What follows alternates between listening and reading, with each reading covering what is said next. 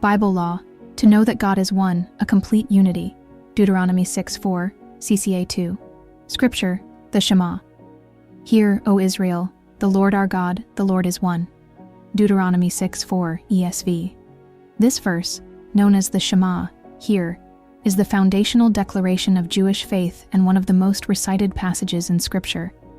It commands Israel, and all believers, to know and affirm that God is singular, unique, and perfectly unified. 1. The meaning of God is one.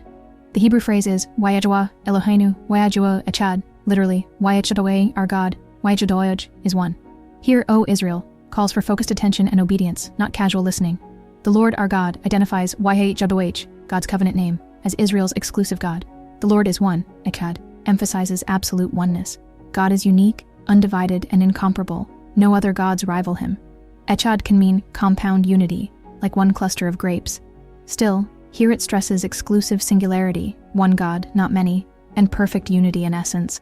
This counters polytheism, declaring YHWH alone as supreme. 2. Historical and cultural context. Spoken by Moses as Israel prepares to enter Canaan, Deuteronomy 6:4 reminds them of God's uniqueness amid idol-worshipping nations. Surrounding cultures had multiple gods for sky, fertility, war, etc. The Shema insists, YHWH alone is God. Jews recite it twice daily, often covering their eyes to focus solely on God. It's an oath of allegiance. YHWH is our God, no others. Jesus quotes it as the greatest commandment, Mark 12:29, linking it to loving God wholly, Deut 6:5. 3. Theological depth, God's complete unity. To know God is one, a complete unity means monotheism, no pantheon, YHWH reigns alone, Deut 4:35-39.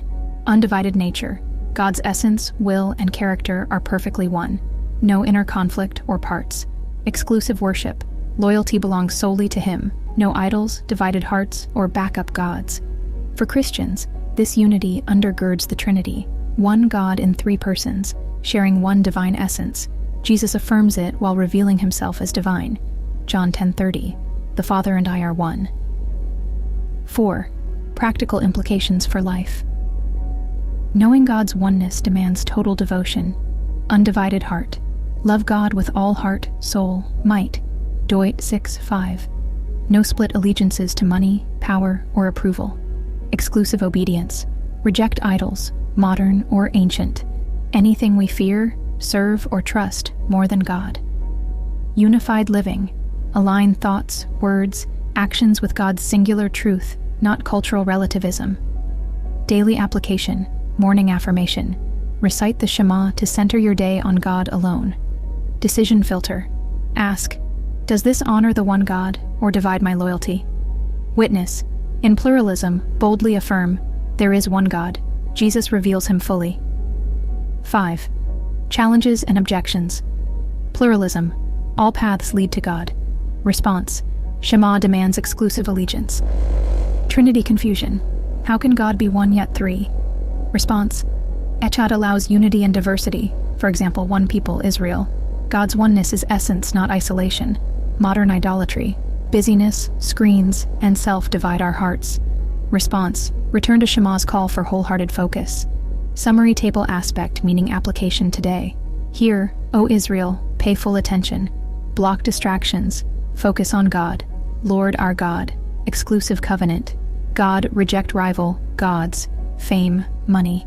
Lord is one singular unified essence. Undivided love, obedience, worship. Deuteronomy 6:4 commands us to know God's oneness intellectually, affirm it devotionally, and live it wholly, the foundation of true faith in a divided world.